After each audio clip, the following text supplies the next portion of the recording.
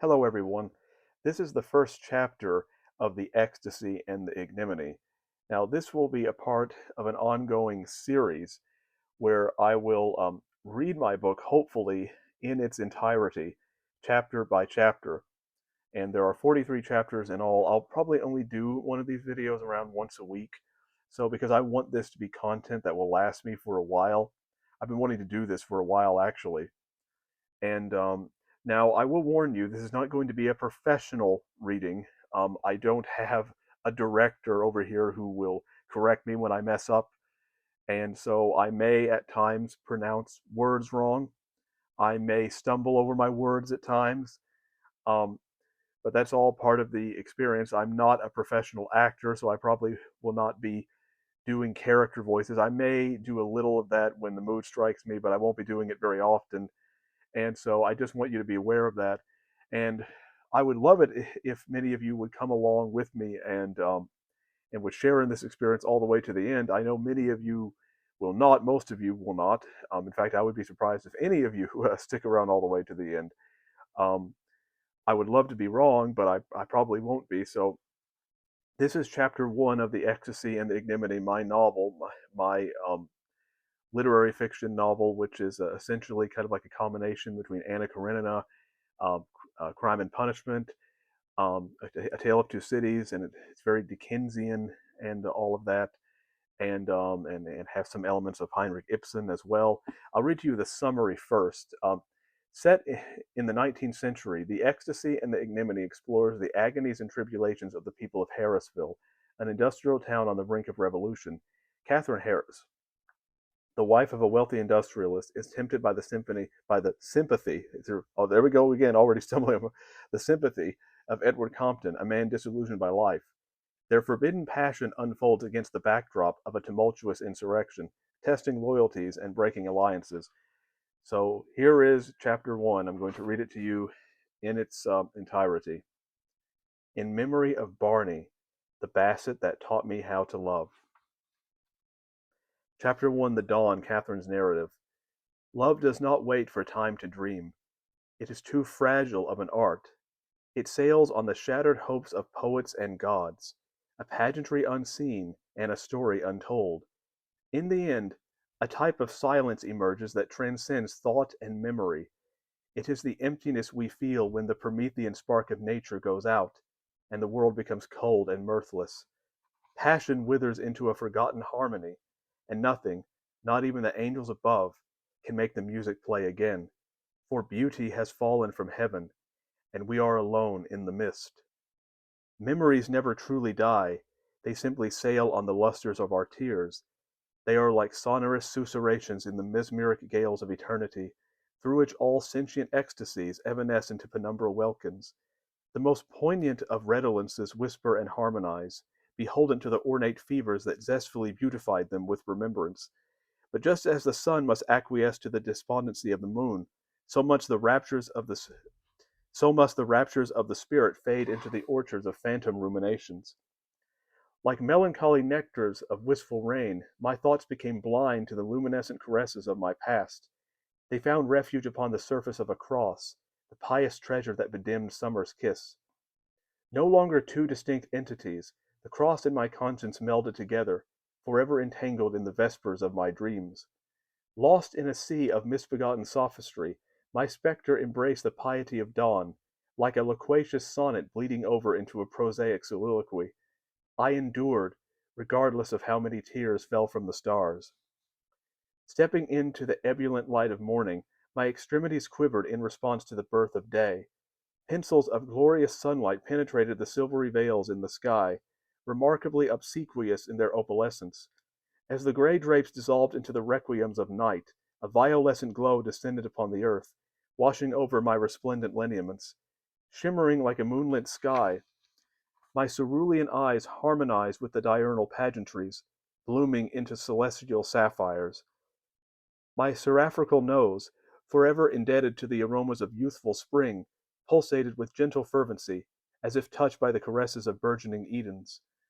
Streams of tangerine intermingled with the diaphanous gold that pigmented my supernal hairline, almost suppressing the streaks of alabaster that longed for clemency.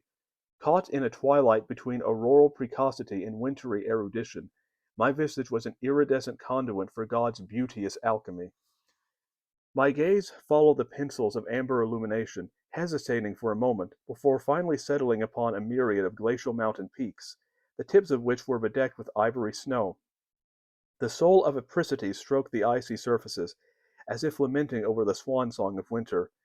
The lustrous refinements of celestial embroidery draped over the monolithic crowns, bedecking them with crystalline lambency.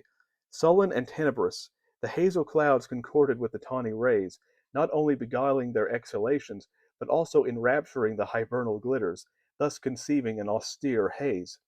It was as though the ghost of winter haunted the life-blood of spring, as though the nightingales of nature whispered dreams of flowers that would never bloom. Winter never truly dies, for sorrow is eternal. Surrounded by a sea of aquaceous white, my lower ligaments pugnaciously trembled, weary of the agonies of dying frosts. I was on the edge of the world, the realm where all chimeras perish. I was not just living in the unknown, I was married to it. My soul had left the lustres of colloquial ecstasy, in search of a translucency that glimmered only in the recesses of the mind. The ice beneath my feet was like a somnolent blanket, one which endeared itself to my baroque sensibilities. The foundation was fraught with plush agonies, all of which rigidified the yearnings of the soul. I was standing on the frozen tiers of March, forever dreaming of April. Immune to the vitalities of virile auroras, my gaze descended towards the partially frozen stream that had once been an antecedent for my tremulous lamentations. Every ripple was like an auspicious reminiscence, and every undulation was like a nascent ambrosia. The umbras of the mountains gallivanted on the diminutive tides, as if longing for contrition. The water was serene and fluorescent, much like I once had been. It flowed with the spheres of ice, resistant to the frigidities that had entranced the birth of spring. To the water, spring was only a memory, its gyrations sailing on the currents of time. Before my thoughts could float on the tides of my past, a lofty shadow loomed over me. It was the shadow that had darkened the sunlight within my heart, stolen the pillars of my youth, and extinguished the autonomy imprisoned within my etherealities. Like an ominous cloud suffocating the breath of time, the shadow bedimmed the sea of gold upon my crown, blackening my radiant splendors. Even as the sun peeked over the horizon, my essence remained confined in a moonless night. As my gaze ascended towards his threadbare countenance, my lips pulsated, my cheekbones contracted, and my eyes solidified. His crumpled neckline, putrid and irksome, caused my skin to slither with fervent trepidation. Gaunt and sallow, his physiognomy reminded me of derelict foliage sighing on dreary autumn mornings. Flurries of snow circulated through his argent hairline, like tears oscillating through breaths of wind. There was a mirthful acrimony in his gesticulations, its edges leaving a scar on the fragments of my forlorn heart. The walls of time, stoically ambivalent in their amalgamations, stood between our procession of spectral passions, the auras of which had already perished on wistful seas. My dear wife, when will you cease torturing yourself with fallen idols? When will you start worshiping the Creator instead of the created? Because creation contains the essence of the Creator. When I cultivate a garden, does it not embody my spirit? Contrary to what you might think, Frederick, love is not something that can be grown in a day. It has to be nourished, refined, and anointed. It will grow in the gardens of our dreams, for dreams are the seeds of heaven. Dreams are for feeble-minded fools, my dear. My factories are full of dreamers. Some dream of wealth, others of notoriety, but most dream of love. It goes far beyond the insularities of pitiful romance. They imagine sitting by the sea, rapturously fishing to their heart's content. They bask in the serenity of nature, just as birds bask in the ecstasy of the moonlit sky. Most of all, however, they envision a proletarian paradise, one in which all working-class angels become gods. Like Eve in the Garden of Eden, they reach for the forbidden fruits of destiny, surreptitiously yearning for a glory that doesn't exist. It is a blasphemous dream, and if it is not extinguished, the garden you speak of will become a barren desert, Frederick said, the soft mist escaping his lips. Only if you cease to nourish it. If you recall, your tears brought me to life. Like rain descending upon a crestfallen forest, Your supple elixir beguiled my quiescent constellations. Quite vividly I recall the way you stroked my cheeks, caressed my lineaments. I was your river, and you were my autumn. Every embrace was like a rubescent leaf descending into a lissom stream, each tide a remnant of a love song. But the tears of autumn must flow upon Hyperborean shores, longing for the day when the rains of spring carry them home. My love, when will you awaken to the whispers of spring? You speak in riddles, woman. I never pretended to be an altruistic man. Right at the very beginning, you knew precisely what I was and what I wasn't. You've always known that business is the flame that sustains the lifeblood of this country. Without business, there can be no love. There can be no hate. There will only be ignorant, pitiless suffering. That is why, my dear Catherine, I will never see you renounce the creature comforts that brought you to my bed, Frederick huffed. His words ripped into me like daggers. Every syllable was like a smoldering fire, the edges of which scorched my ruminations. His verdant irises, impulsive and capricious, dilated as the somber glitters of day adopted tints of indigo. It was almost as if a jaundiced shroud had draped over the landscape.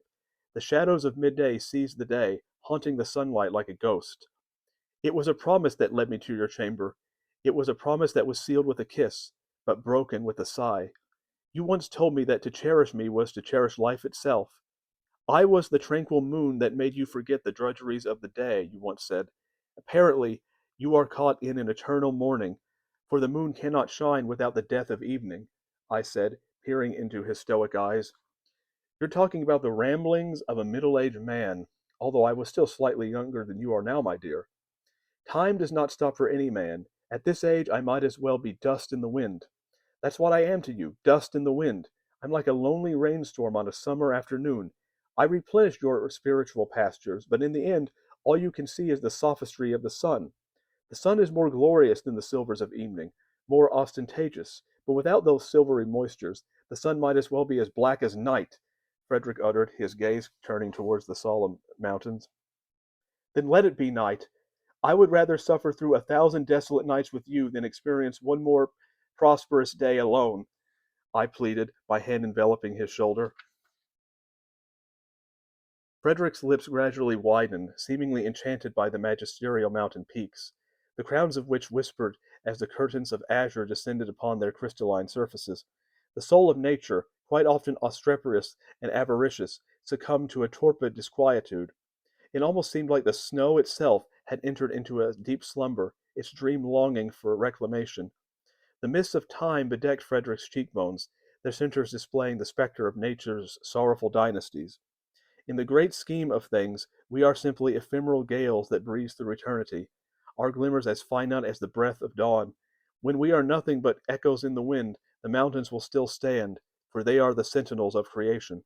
Despite marveling at the regal grandeur before him, Frederick continued to mask his torrid longings with a veil of stolidity. The beauty of 1,000 years touched his brow, but it could not penetrate his barriers of equivocation. Sometimes a millennium of sorrows can conquer 1,000 radiances, with or without the blessing of life's music. I don't think we've ever truly understood each other, but I promise to make you a good wife, and so I shall. The cross of our Lord has bound us together, but we are not bound by love. Our touch ceased burning before it ever had a chance to shine. My father, may he rest in peace, told me not to marry you, to not relinquish the innocence of my youth. I thought you could give me the stars, but instead I received a tenebrous halo, one which imprisoned me in eternal darkness. That is the problem, I suppose, with judging people by the fruits of their labor. Work purifies the heart, but if the shadow of greed poisons the spirit, the fruit, although seemingly sumptuous, will be more bitter and putrid than the ashes that are expelled from your factories. I never married a man, I married a machine. Like God raising his hand over Egypt, your mechanical deity has blocked out the light. It is now reaching for an Eden that perished when the instruments of industrialization first harmonized, I uttered, passion in my voice. Enough, you go too far, he shouted, raising his hand into the air. The creases in his countenance were like streaks of ice, their stolid textures cumbersome and fastidious. Contrary to popular perception, flowers can bloom in winter, but when they do, they adopt the face of death. They become blind to perennial bliss, seemingly weary of the mysteries of life. As his hand descended upon my cheeks, my skin became a garden for his nihilistic cultivations. My tears nourished the foundation, and the world fell into a listless midnight. That is why your soul will always be nothing more than a vapor in the wind, I choked, my eyes becoming downcast. I'm sorry, Catherine. I didn't mean for my temper to spiral out of control. Even as a boy, I never knew how to keep it in check. I sincerely do, to see things your way, but I am what I am. Love, it would seem, cannot change one's nature. If I could, I suppose the wick- If it could, I suppose the wickedness of the world would sleep forever. I never meant to cause you pain. Down at the plant there's been so much turmoil, especially of late. Try though I might, I cannot quash the rebellion festering among my men. I'm teetering on the precipice of a dream, slowly awakening to a nightmare, Frederick said, a lump forming in his throat. Within Frederick's eyes I saw the soul of April. The shadows had vacated his visage, finally letting spring in. The languorous breezes of woeful rejuvenation tempered the polarity of his throbbing gaze, much like a luminous halo quelling a truculent sea. Please don't think I don't have sympathy for you. Sometimes every decision is a wrong decision, and every regret leaves a scar on our memories. We stand on the edge of virtue, never truly in the light, I said, leaning against his shoulder. Very genially, my cerulean spheres turned towards the splendiferous peaks, almost overcome with rapturous agony. My sorrows painted the essence of spring, coalescing with the svelte rhapsodies of glacial serenity. The crowns of silver, glittering against the craven stillness of somnolent time, became the pillars for my symphony of star-crossed remembrances. My sorrows caressed their plush verdure, consolidating their beauteous lineaments into a portrait of May, one which flourished only in the seasons of my cognitive gales. My dear, you are like a rose that is only candescent when the world is draped in moonlight. For so very long, my words have been like snowflakes descending upon your rubious petals. What you don't seem to realize, however, is that ice is merely a reflection of summer rains, Frederick said, his hand enveloping mine. I hope those rains will become pencils of starlight, the fires that make heaven envious of the sky, I exclaimed, squeezing his perspiring hand. As my eyelids curtained my quivering orbs, the melodious harmonizations of terraquaceous nature beguiled our senses. The shimmering trees, sumptuously perennial, were revitalized by the auspicious tempos. The emerald foliage was born anew, and the world itself became a hymn. Like a sullen sea embracing the enchantments of the wind, the undulations of existence descended into rapture, and the silence of the mind, never again to stray from the light, was my eternal song. And that is all of chapter 1. I will try to get to chapter 2 sometime next week, and I hope you enjoyed it.